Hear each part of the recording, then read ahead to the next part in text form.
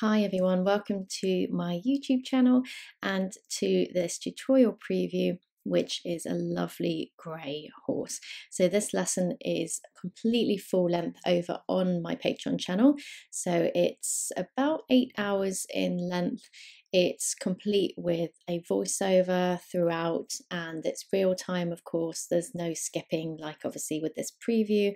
There's a lot of sections that I will skip out just to shorten it basically, so it's only an hour long, this preview, but I'll take you through the colours as I use them and the process as well. So I'm starting off with the nose. I always tend to start off with the nose for horses just because I'm just drawn to it. It's so interesting, the noses. They have so much texture to them, and I mean, I grew up around horses. I've ridden since I was 6 years old.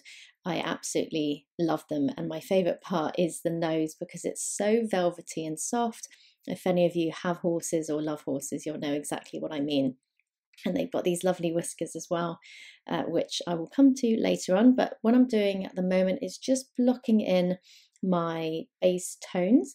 So you'll see I've blended this first initial dark layer, and I work really thin with my layers, and it just enables me to avoid over condensing the paper, and it means I can get plenty of detailing on top of the base layers without the tooth basically giving up. And if you pack too many base layers, thick base layers, into the tooth of the paper, what happens is then it just can't take any more when you come to the detail stage. So lots of thin layers is really, really important, and all of that stuff I obviously do take you through in my lessons, and a lot of my students already have commented on how much they've learned with the base layers. I think the base process is one of the things that frustrates the most, and it does make such a big difference to your work. When I first started off in pastels, I was just hopeless with the base layers. I didn't have anyone to teach me, and I just kind of had to wing it and just trial and error, which, you know, you do need trial and error to learn, but I definitely took the long way, which is why I've created these lessons, because it's kind of a little bit of a shortcut for you and you don't have to go through all of that stress. And with pastel, obviously, it's not the cleanest medium. It's definitely not as clean as colored pencil. And I think that does add to frustration. If you do get it wrong, you just end up with pigment absolutely everywhere. So my lessons will just help you to just get to the finish line a little bit easier. So the pink part of the nose, where there's all of this lovely texture, I'm just breaking down that pink area into the darker areas, the medium areas, and the light areas. So that's going to start to build some shape into the area at the base stage, make it nice and three-dimensional. So we want to try and get as many tones and the gradient right at the base stage. And that means when we come to add the details, we're not having to kind of add shape in at that stage. We're basically just accentuating everything, making it even better at the detail stage. So you'll see that I've got some very, very rough, light structure into that pink area. And that was very, very easy to do just by working a little bit darker with my pink and then mapping in some of those squares with a lighter pink. So very straightforward. It's one of those things where you look at it in the photograph and you think, how on earth am I going to be able to do that? But it's actually very, very straightforward.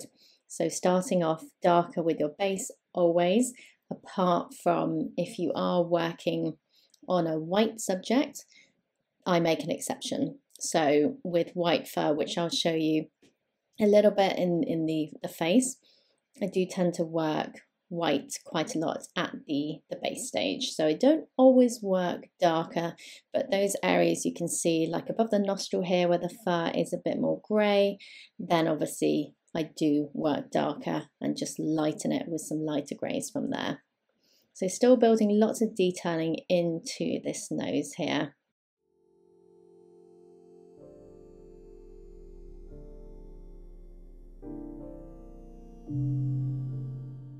So my tutorials, they don't come with any music. I've just added some light music into the background for this preview, just to make it a little bit more relaxing. And with these previews, I don't talk all the way through. With the full-length ones on Patreon, there's rarely that many gaps. I try and kind of talk pretty much the whole way through, unless I get to a stage where the technique, you know, I can talk you through it in the first few minutes, and then it's sort of 5 minutes of doing the exact same thing. Then I will leave you in peace instead of nattering on. But these previews, obviously, they're not quite as in-depth as my tutorials on Patreon.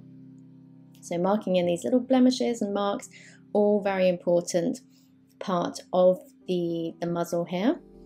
It's full of lots of texture. And this nose is quite challenging. I mean, horse noses are quite challenging in general because they haven't got quite a thick coat of fur, and they're not like dog noses. It's more of this kind of very fine fuzz, kind of velvety fuzz. So you're not really wanting to work loads of hair detailing, but you obviously do want general detailing in there to make it look finished. So I do a lot of this blunt mark making, and that starts to build some indication of fur in there without making it look really, really hairy, basically. So up to the eye, it's quite a small eye, so I'm working in my pastel pencils here. I didn't use my soft pastel for this bit. Just working around first. It's quite a dark eye as well, so I can start off nice and dark and just very easily add some brown hints in later on. So as always, adding purples and blues into the highlight, that helps to make the eye nice and glassy. Sometimes adding it into the eyelids, that again helps the area to look nice and natural and nice and shiny as well.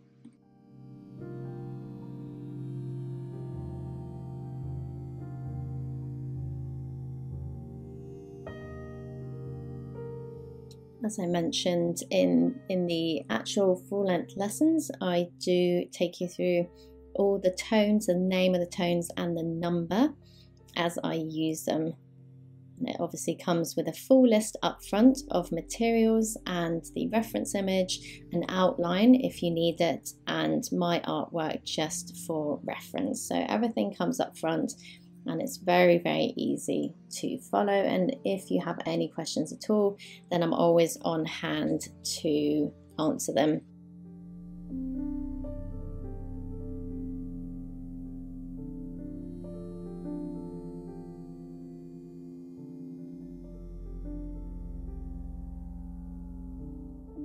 So lots of little eyelashes going in, just taking my time with this, making sure I don't rush it. I want them to come out nice and thin. And then down to the nose. So I'm starting to work some of that pink upwards here, just using the beige red from Faber-Castell 132. And then you'll see here, it's looking a little bit bizarre, but what I'm doing is using my grey tones to mark out the darker areas, and then using my smink white just to work around into those lighter areas. So this horse is the exception. With my base layers, I work white directly into those light areas of fur. We don't need anything dark underneath, but when we blend, what's going to happen is the white is going to get a little bit darker just because you're pushing that pigment into that dark grey paper. So you do need quite a few layers built up. You'll see now it's looking a lot thicker. That's because I've added quite a few thin layers to build it up, but the paper has not got condensed because I've worked nice and thin and I've taken my time. And now what I can do is just reinforce the darker areas and the structure with a few more additional tones. So I'm starting to work some marks in to create some rough kind of hair detailing, some direction as well. We've got a lot of structure in horse faces. That is what makes them particularly tricky. So we want the structure to look nice and natural, all of the muscle and the bone as well. So we need to make sure it doesn't stand out too much, it's not too sharp. So that's why getting it all mapped in at the base stage and then starting to reinforce with hair details like this, just working around the muscle, the bone, knowing exactly where to round the hairs because we've got that mapping at the base stage.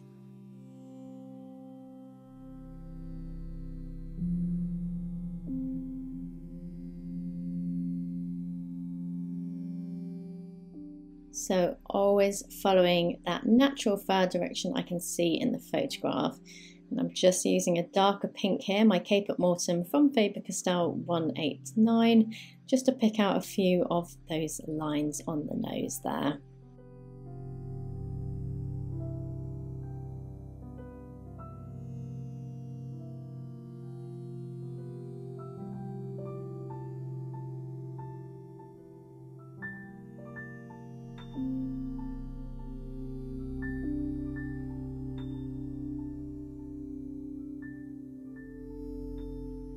So starting to really bulk in these darker hairs now. Not forgetting the lighter hairs as well. I'm always softening with my finger as I go, and that just helps to create that kind of smooth, seamless effect.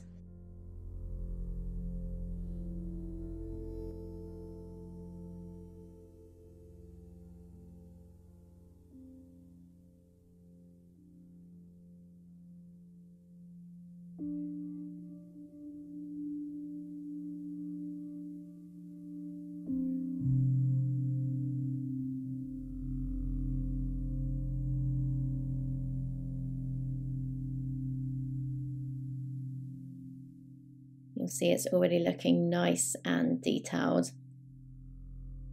With white fur, it's really important to note that you don't want your base to be so pristinely white and thick that when it comes to adding your white hairs on top for detailing, they're not going to show up. So you'll see here the white is coming out beautifully. You can see it really nicely.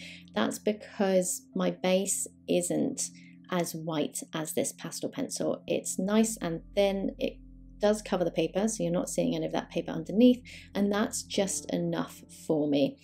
I can start to lift areas even more to highlight them with the white pastel pencil, but you don't want to go too bright, as I say, otherwise these lovely hairs just aren't going to show up. So just whisking these out around any curves, and that helps to get that 3-dimension even more obvious in the face. So lots of little strokes, just rough mark making here. I tend to work quite blunt with horses. I don't want the hairs to be super fine, as it just makes them look just not quite as painterly as I want them to. I like to give them that sort of really nice, smooth effect.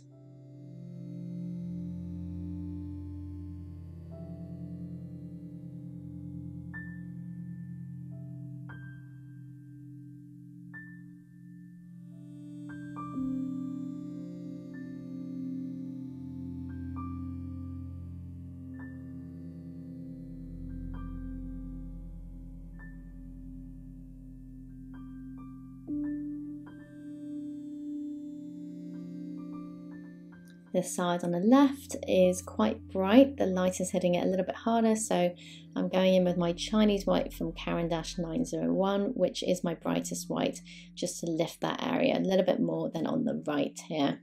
And I'm using some cold greys. They're going to help to get some of that silvery fur in. We've got some warmth as well, especially going down the center of the face, but we have got cold tones as well. So it's about getting a good balance between warm and cold in this tutorial.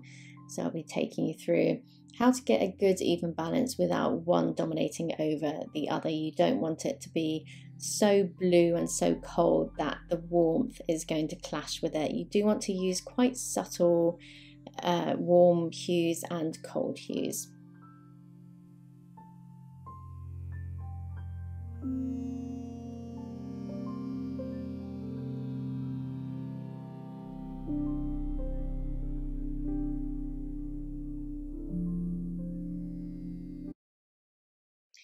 And I obviously appreciate that not everyone has all of the brands that I do. I work with Stabilo, a few Caran d'Ache, and Faber-Castell. Faber-Castell and Stabilo are my main brands, and then the soft pastels are Unison, and then I use 2 blacks from Smink and 1 white. But obviously I know Unison isn't available in a lot of countries, and I think Caran d'Ache as well.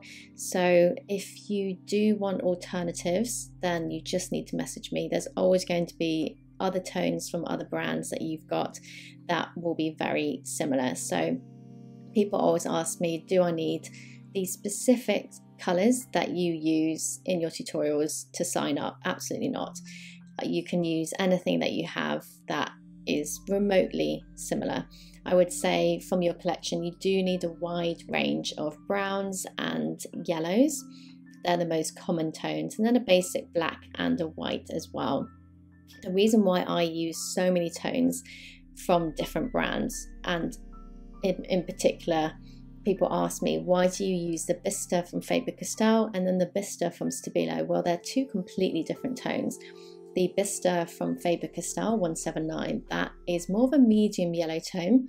It's one of my most popular tones. And then the Bista from Stabilo, which is number 635, it's a dark brown tone, one of my darkest browns. Again, one that I use so much of. So although the name is the same, although spelled differently, the Stabilo one is ER and the Faber-Castell one is RE.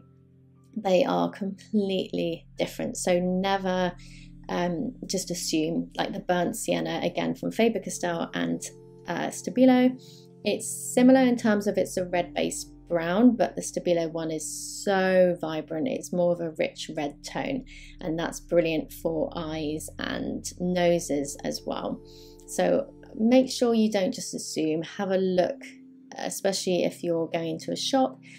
Take a look, do a little color swatch, or if you're doing it online, just have a Google of the swatches. There's always going to be some kind of swatch sheet online.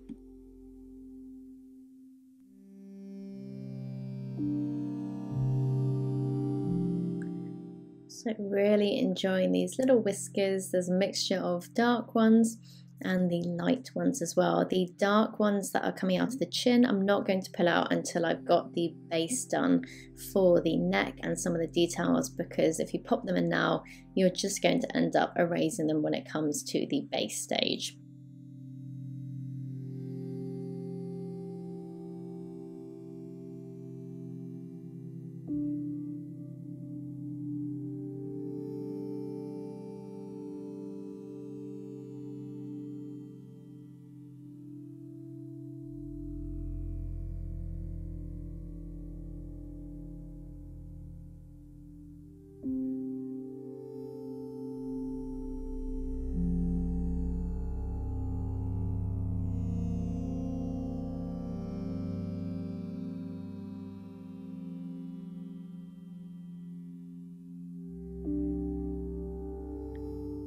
Not forgetting this section here, so I'm going in with a little bit of shadow, warm shadow, just on the right of the forelock, and then I'll add some white just to begin to lift it, and then I can add some detailing in. So same process as the face underneath.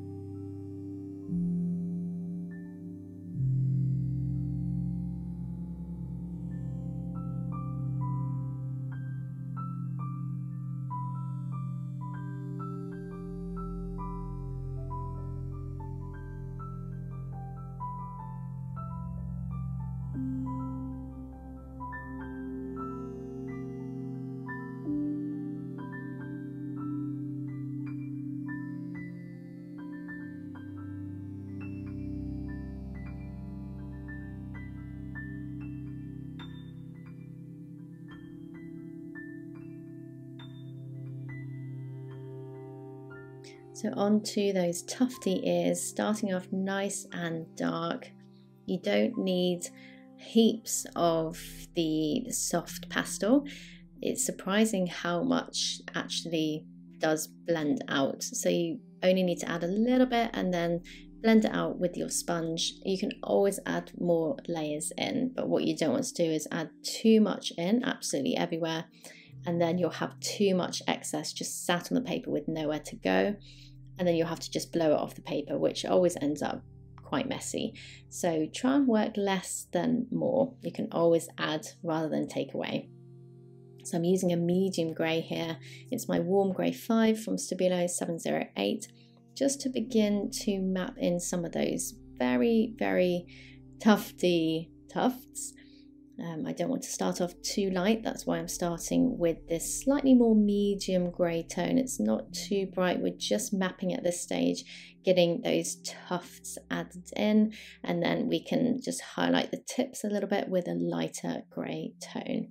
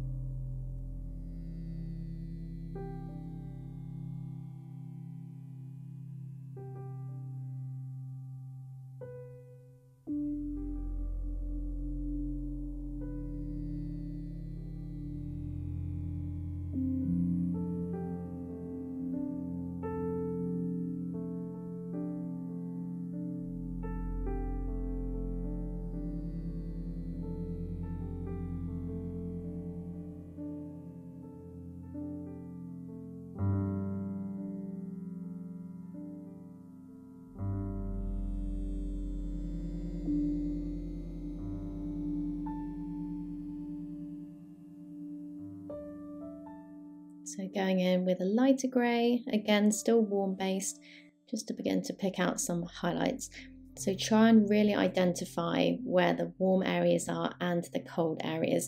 If you're ever unsure on an area, and there is a tutorial about this specifically, then compare is what I always say. So if there's a really obviously warm area that's brown or yellow, and then you're working on an area and you're thinking, I'm not quite sure if this is cold base, it's quite subtle, or if it's warm base, compare it to that really warm area, and that will then make a lot of sense. It will make your eye realize whether that is similar, so it's then going to be warm based, or if it is slightly more opposite, that then will be cold based, and vice versa.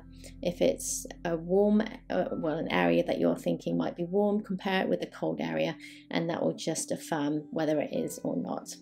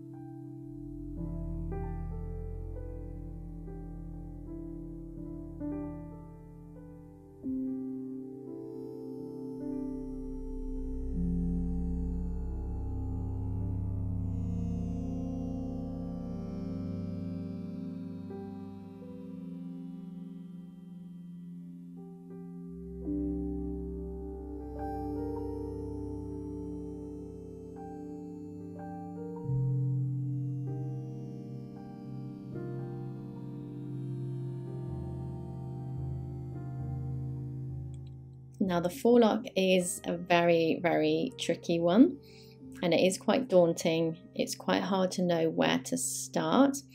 I tend to like to work my face base a little bit further upwards. So at the moment I'm just working some shadow which will sit underneath the forelock. What I always say is try and work your base for the area underneath more than more than what you can see, basically. So the forelock is sat on top of the forehead, but we still want to add some of that forehead base in, even though the forelock is going to cover it, and that will help us to just fizzle and thin the ends of the forelock out. What you don't want to have is a really obvious stop and start divide. So an obvious stop at the end of the forelock and then start where the forehead is. It should all look like the forelock is on top of the forehead. So you'll see I've started to work some hair details more underneath the forelock, even though you're not going to see them. When you start to thin the ends of the forelock out and make it nice and wispy, you're going to see a couple of these hair details in, but basically if we don't have this worked upwards as I'm doing here, we're just going to have paper, like empty paper underneath. So what you want is these gaps in the forelock that are going to show that forehead underneath. Obviously not loads, there's only going to be a little peak here and there in between some of the gaps, but you still need to have that forehead underneath. So once you watch the tutorial, it will make a whole lot more sense. Obviously this I'm skipping sections just to get through this preview, but everything is real time with the full length one, and I'll take you through every single tone, everything in detail, and just makes more sense.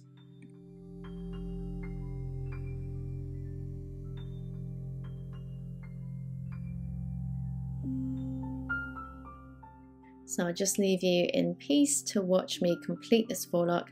As I say, the in-depth lesson is over on Patreon. So it's very, very easy to join. It is a subscription service, but there's no contract. You can just sign up whenever you want and then cancel anytime. So you're not tied in at all.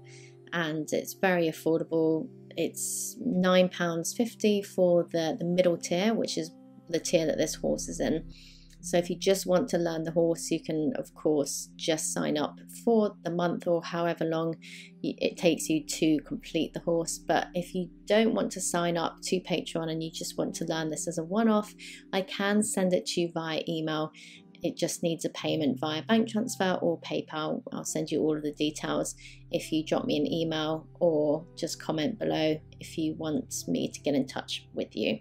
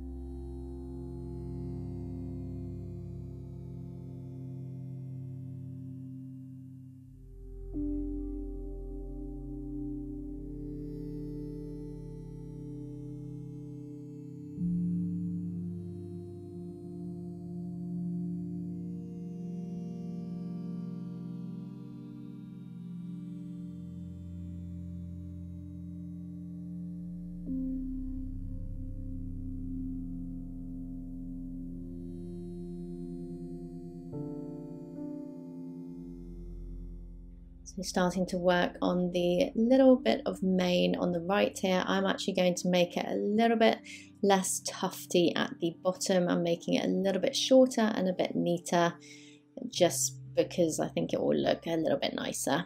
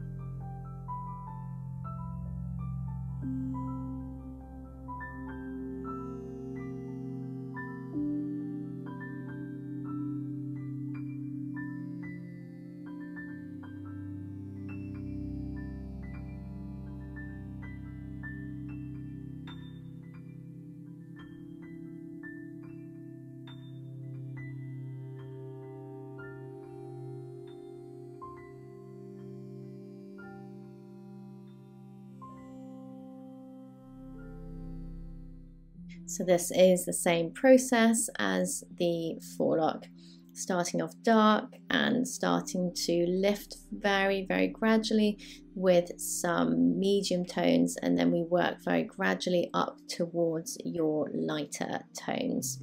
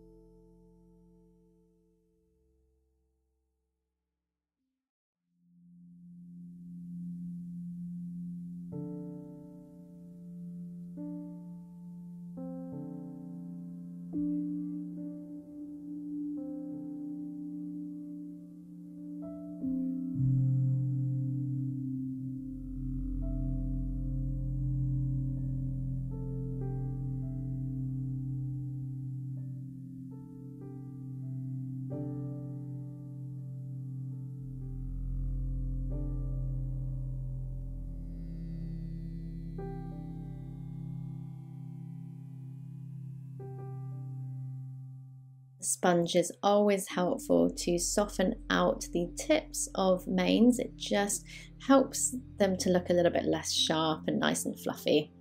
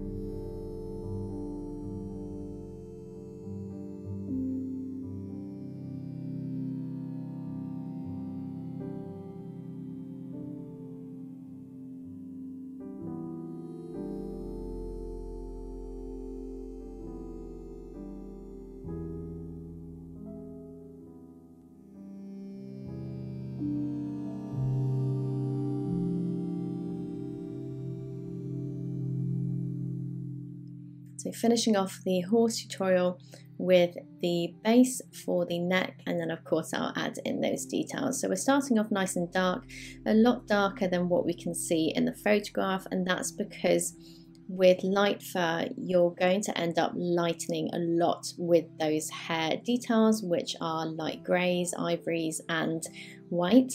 So you always want to start off with a slightly darker base in those darker areas, because naturally you'll see here, once I've added some white in and blended, it started to mute the dark areas. So starting off darker means you generally end up with the tone that you do want, the level of dark that you want. You'll see here I can always darken up a little bit with some hair details as well. So just using some Payne's grey, some dark sepia, a mix of warm and cold dark grey tones just to bring this area to life, and of course plenty of white as well.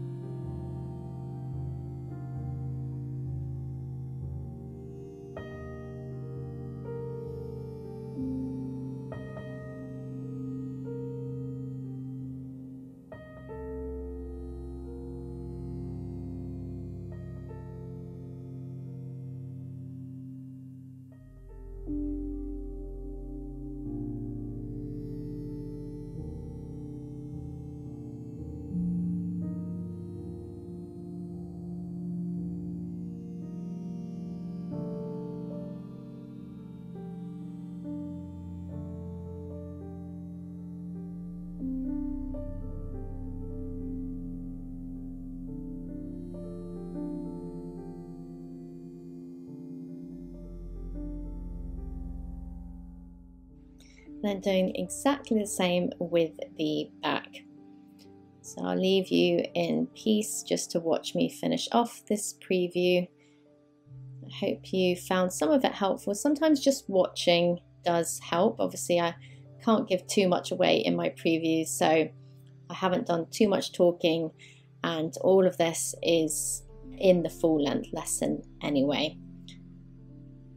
So I'm just showing you the process and my filming footage, what my voice sounds like. Weirdly, I get a lot of people asking me what my voice sounds like. I think maybe in case they can't understand me or if I mumble, I'm not too sure. But yes, hopefully this has provided some insight. A lot of you have been watching my previous previews. They're very, very popular, and I've had so many sign-ups recently. I've got over 1,000 people on my Patreon now, which is absolutely incredible. I never thought that that would ever happen, but here we are. And it's amazing seeing you progress as well. People are sending me photos of when they first started and then the work they're doing now, and it's amazing the transformation. There's also a Facebook group if you want to share your work with other people. It's not compulsory, and you don't even need to talk to me at all. I know a lot of people just join, they get on with the lessons, they don't always want to chat, and that's absolutely fine. But if you do, I'm available on email or on Patreon, the messenger option. So just picking out these little whiskers to finish off, and I'll just get that little bit of mane on the left complete as well. But as I say, I'll leave you in peace. But thank you for watching this preview. If you want to subscribe, then go for it, or go through any of my other preview videos as well. Thank you so much for watching, and have a lovely day.